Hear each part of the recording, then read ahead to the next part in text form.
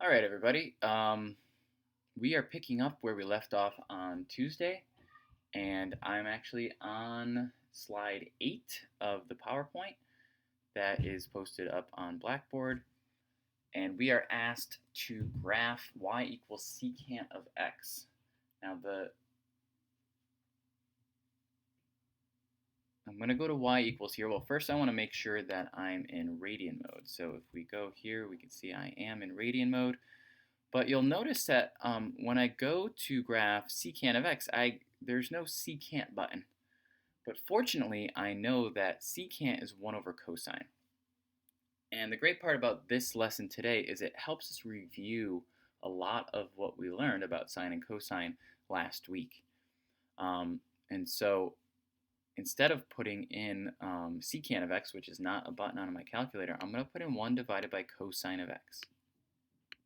Okay? I'm going to make sure I'm still in my zoom trig mode, so zoom 7.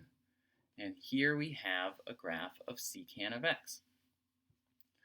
Now, what I'm noticing about this graph is that if we think about cosine of x just by itself here, I'm going to graph that in red, everywhere where cosine is equal to 1, so is secant of x, because 1 divided by 1 is 1. Everywhere that cosine is equal to 0, secant has a vertical asymptote, because anything divided by 0, in this case 1 divided by 0, gives me a vertical asymptote. Where cosine is equal to -1, my secant graph is equal to -1, because 1 divided by -1 is -1.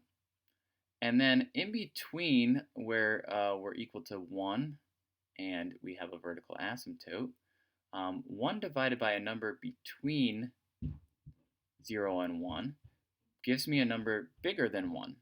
1 divided by 1/10 is 10. And so when I get closer here to 0 and I get like 1/10, then my graph of secant is equal to 10. And so that's why we get these vertical asymptotes happening. And so the next slide tells us to then graph cosecant of x using our calculator. So we're going to do the same thing here, except instead of doing 1 divided by cosine of x, you guessed it, we're going to do 1 divided by sine of x. And we're going to look at sine of x as our graph. And you can see that this is very similar. It's just sort of shifted over a little bit because sine of 0 is 0 instead of 1. And the same pattern emerges. We have these vertical asymptotes anywhere where sine is equal to 0. And we have the two graphs coming together where sine is equal to 1 and -1. And so the way that we're actually going to graph cosecant and secant is by graphing sine and cosine. And we can use the same phase shifts, amplitude, period changes, all of those things that we use to graph sine and cosine. We're going to do that because that's actually what we're going to graph. We're going to graph the red graph here. And then once we have the red graph established, we're going to be able to draw this blue part by using our peaks and our valleys, and we're going to draw in vertical asymptotes, which are not present on the calculator, but we're going to draw in the vertical asymptotes where sine and cosine are equal to 0. So I will catch you back over in the next video, and we will go through doing some of this stuff by hand and not on the calculator.